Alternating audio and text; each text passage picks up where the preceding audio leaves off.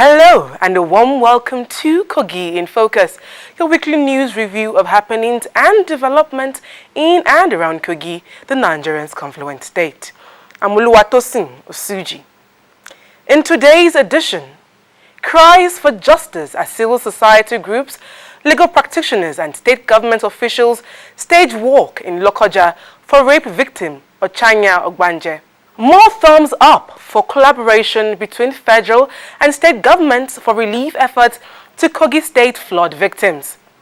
And our views from the streets are on the safety of media practitioners as the world marks International Day to End Impunity Against Journalists. These and many more when we return. Don't go away.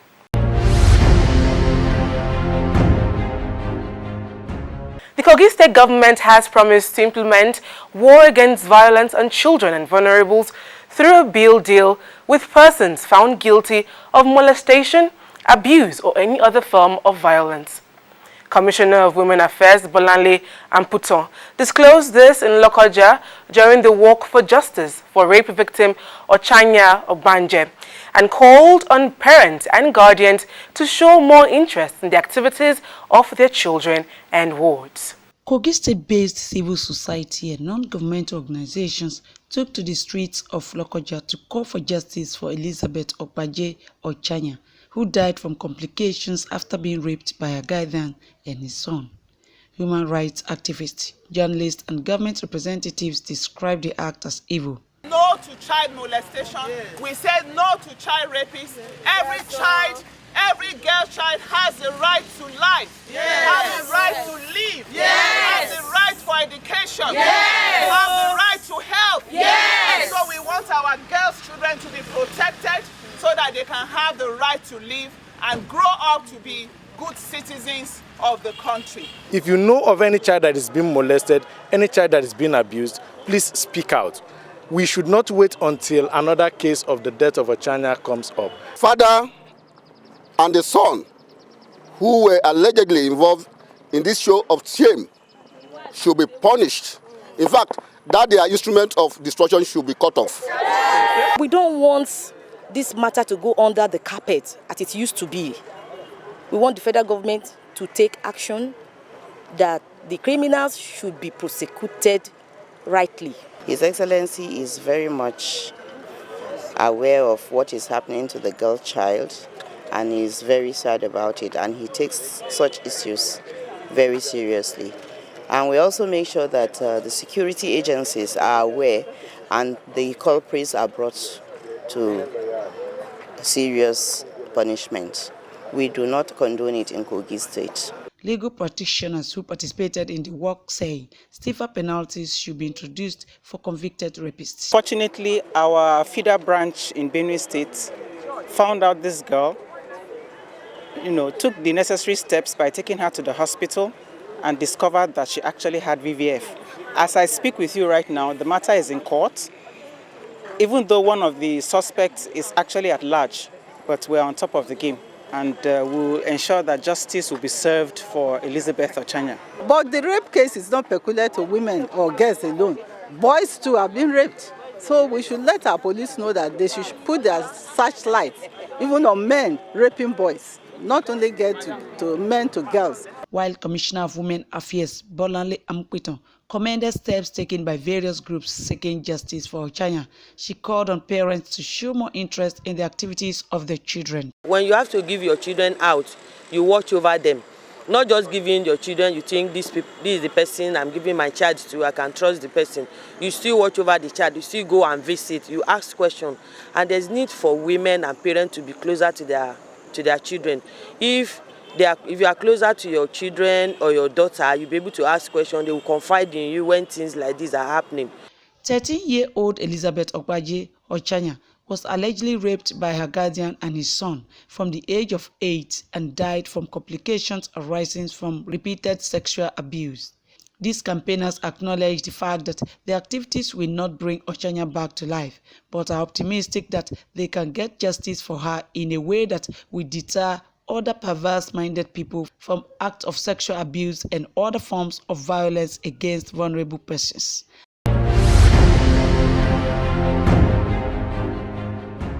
Kogi State Government says it is happy with the efforts of Development Rights Group Actionaid in promoting peace in the state schools. The commendation was given at the Government House Lokoja during the launch of the Actionaid Schools Peace Club, where the state government representative at the event promised to support Actionaid and ensure its initiatives are replicated in schools across the state. We would like to say that all those who are going to be part of this club and this pilot study are very lucky. We expect you to be peace ambassadors in your homes, in your neighborhood, your communities. We expect you to be peace ambassadors in your schools and in Kogi State and Nigeria and globally. As often said, catch them young. The children at this level can be taught how to be agents of peace in their schools. And also, this can be inculcated in their school's curriculum. I would like to encourage you to continue to tread on the path that he has already established, that is the peace path. 5 communities were involved from 2 local governments. From Adami local government, in Igalamela Odolu local government. Actionaid Peace Club coordinator and country representative commended the state government for its long-standing support for its activities. For people and the young ones to understand and appreciate their vulnerability and enable them to be active agents in addressing and dealing with underlying causes of vulnerability to radicalization.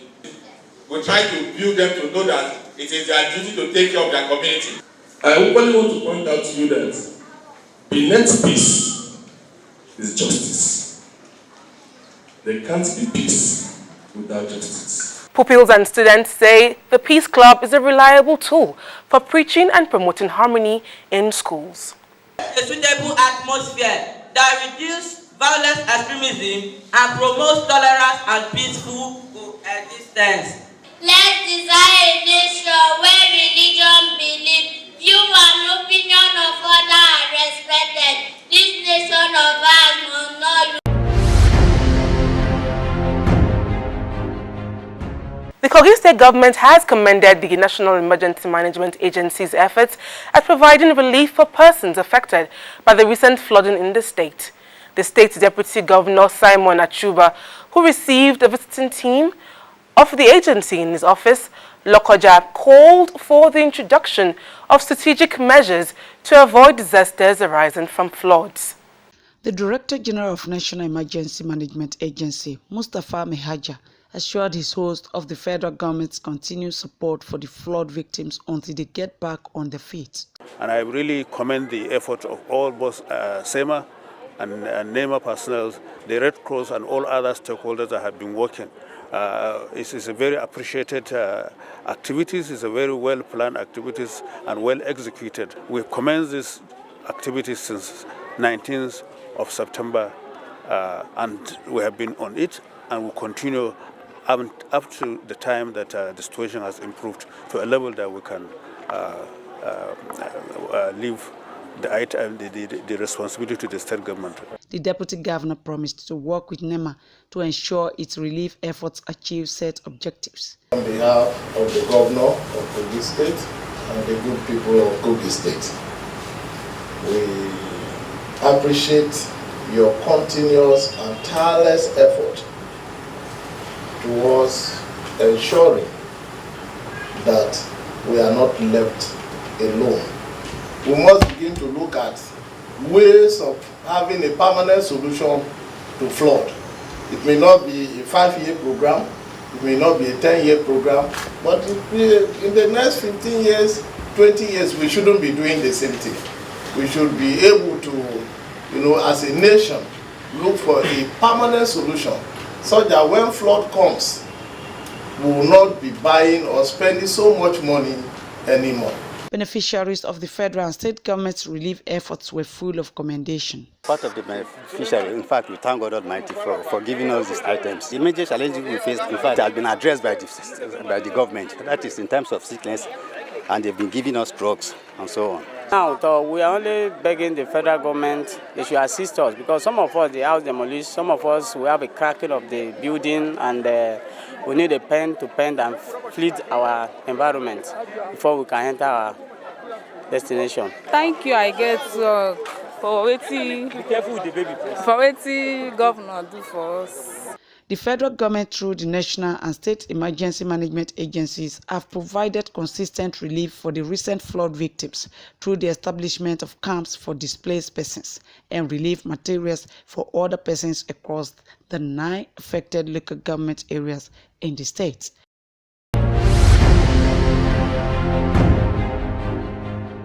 People living in Kogi State's flood-prone areas have been told to heed to calls and appeals from the state government and other agencies to relocate to safer ground. The appeal was contained in a statement released by the Commissioner for Environment and Natural Resources, Sanusi Usman Yaya. The Commissioner highlighted some of the efforts made by his ministry, which include among sensitization campaigns, improved settlement planning, to prevent building on flood-prone locations and the construction of the Lokoja beach embankment. He said the construction of drainages and erosion control through new map across the state are some of the measures put in place by the state government to reducing the effects of flooding. Sanusi Yaya said the state government has also embarked on a massive urban tree planting campaign aimed at reducing global warming and the greenhouse gas effect.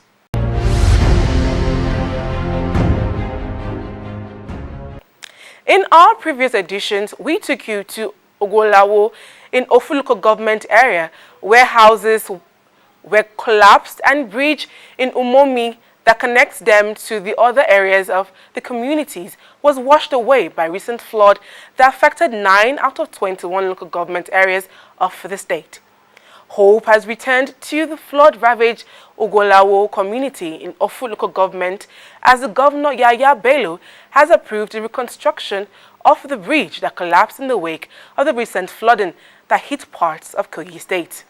Residents of the community received news of their approval for the reconstruction of the bridge with a mixture of hope and expectation. When they want to come again, it dropped some people.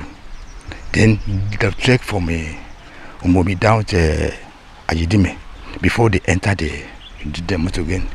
We like the federal government to support, or the state government to support our local road. We thank God for government as they come, so may God bless them, to appreciate them. To us as a community here, we have seen that the government is helping by, the tech company around with their material to start the work, the project. We are happy if actually the government can bring it to completion, so that there could be access road from Anyigba to Ida. Traditional ruler of the town shares his subject's views. Land that government is coming to rehabilitate or to do the other major road, and this one is linking Umomi and Ochanya. Is one of the shortest road we have here, and if government can still take a look on this one, we'll still also appreciate. And to Kogi Central, where the state government has commenced repair and construction work on the Agasa Junction to Iruvichibe Road in OKENE government areas. If you are just joining us, this is Kogi in Focus, a weekly review of stories that made headlines in and around Kogi State in the last 1 week. For your information, contributions, feedback, and advert placement, feel free to contact us through the phone numbers and social media handles displayed on your screen.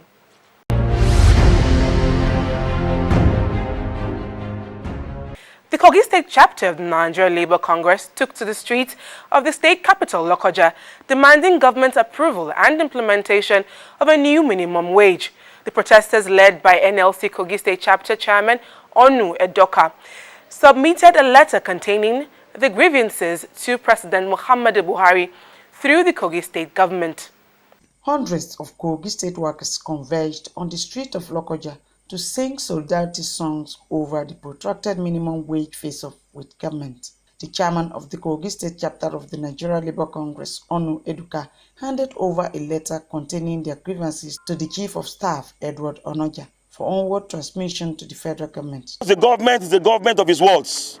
We are believing that whatever is adopted at the federal level shall be paid by Kogi States. But because of the intrigues of the Honorable Minister for Labour and Employment, Senator Chris Ngigi, we make bold to tell Nigerians that whatever tricks and antics the minister is playing against Nigerian workers' minimum wage is completely wrong. And to make bold too, to tell him that Nigerian workers are not slaves. We are genuine workers. To equally tell him that what the big men in government fronts are using to feed their dogs is more than what we are even demanding as minimum wage in Nigeria. Eduka also demanded Kogi workers and pensioners be paid their outstanding salaries and allowances from the just released September allocation from the federal government. The state government, after a long deliberation yesterday, agreed to pay the tertiary institutions 4 months and to equally pay the core civil service 3 months. Comrades, because they are allowed to be hitting your account any moment from now, we are believing God that the additional Agbosa will place on demand for the October allocation that will come, so that it can be utilized to pay us the 4th and 5th month. Onoja assured the state workers and pensioners of their payment and promised a timely response to their minimum wage demands. We want to believe that the threat of shutting down the system from on November 6th may never happen by the grace of God. Because if the system is shut down, the shutdown will affect all of us. So it is even in our best interest as a people to avoid all the landmines by discussing, dialoguing, negotiating, renegotiating to be able to come out with a win-win situation. That is my prayer, that is my hope, and I believe our governor, His Excellency, will take your message with his own little advice to the powers that be. I believe strongly that as a talk and do governor, those alerts will begin to ring very soon. The Kogi State chapter of the Nigerian Labour Congress says it will join its counterparts across the country on a nationwide strike scheduled to begin on November 6 if the federal government refuses to meet their demands of new minimum wage of 30,000 naira.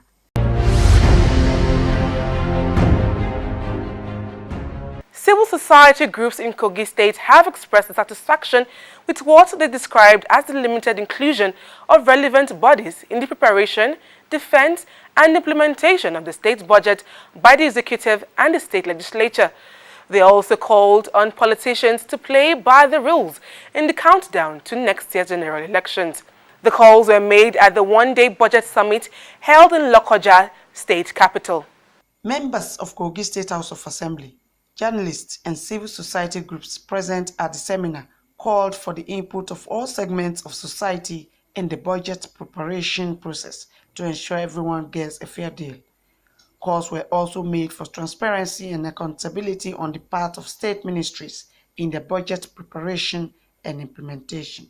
The budget sent a message to the people, the market and all stakeholders, and trigger programmed project choices based on what the actor perceived to be government position. It directs the economic actors on the nature of activities and their business that will yield the most favorable return and the area of social action that will enjoy increased funding and their subsidies. The people need to be consulted to find out exactly what their needs are, and then that's matched with empirical evidence coming from plans and policies, and you use it to make a realistic budget where the resources available dictate critically the quantum of your budget. You don't just make a budget of 100 billion when you know all the resources that will be available will be 50 or 60 billion. So first of all, consultations, secondly, empirical evidence, and then you make a budget that responds to the needs of the people.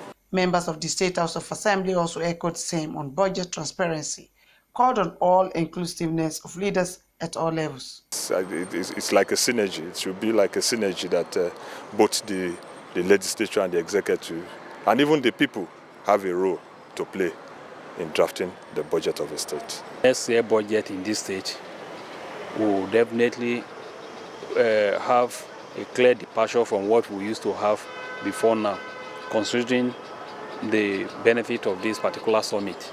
Journalists were told to live up to their responsibility as society's watchdog. You tell the government where you have discovered that yes, people need more attention, and in so doing, you are bringing them out for government to include in the budget. So the journalists really have to sit down. And also, when those things are included in the budget, you have to also follow line by line, sector by sector, what is being done, whether those things are being included or not. Ahead of the 2019 election, the summit participants appealed to political parties, candidates and the electorate to play their roles in ensuring free, fair and credible polls.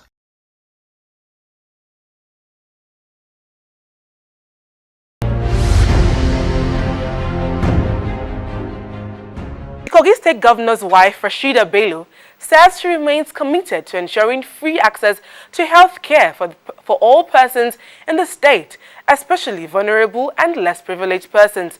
She made the fresh commitment as her medical team from the RASHIDA Bello Foundation continued its medical outreach to the nooks and crannies of Kogi East.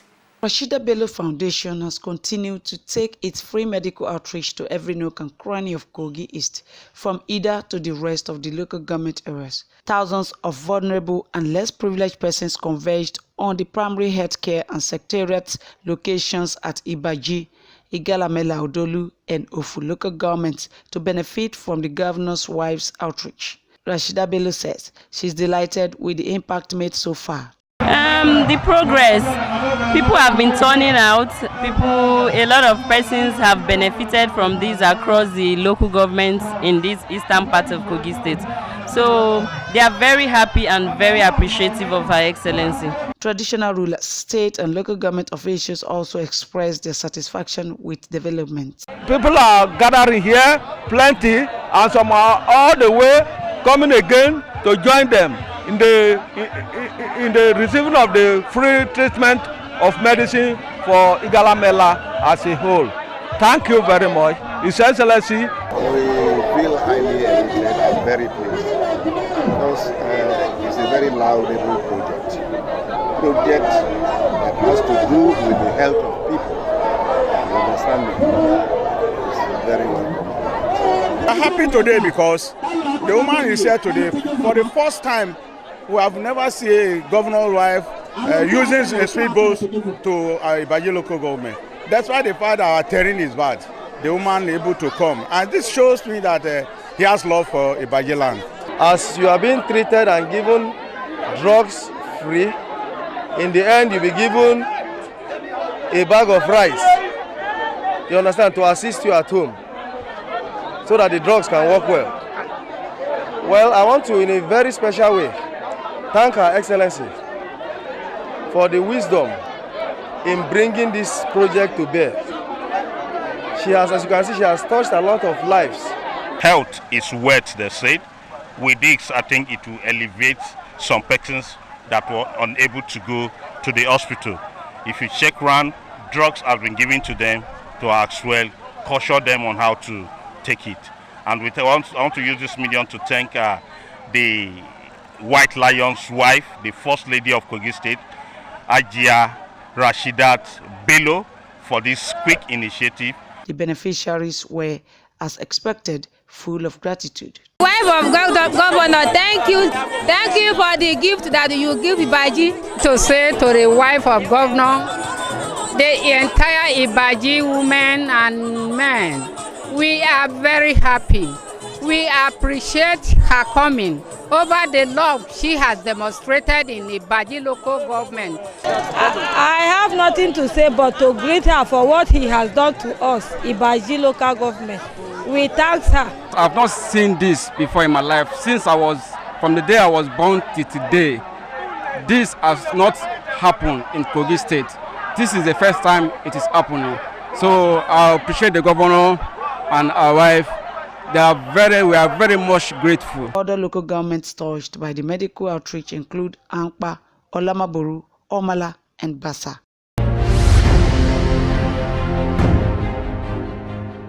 2nd of November every year is International Day to End Impunity for Crimes Against Journalists, a day set aside by United Nations to create awareness on the number, way and manner many of my colleagues are paying the supreme price in the cause of duty.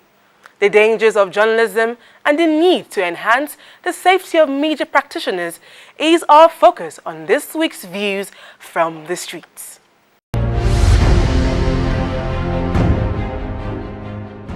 The government must come out very clear on this, because is the government, the police, the army, all the armed forces of the Federal Republic of Nigeria is controlled by the federal government. The courts are there. The legislative arm of government is there. I think all of them should come together and find a way of actually safeguarding journalists in the course of their day-to-day job. There is a need to call on the political class, because this is where the major problem is. To try to know that the media is not for them alone. Just as they come to see that their story goes, that is how their opponents will also come. So the only thing they should watch out for is, are these journalists really balancing the stories? Journalists are the ones that give them the awareness.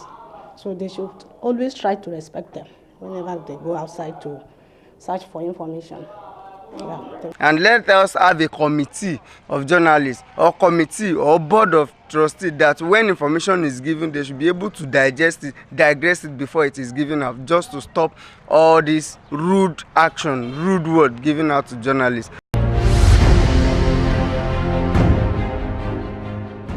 This is where we draw the curtain on this week's edition.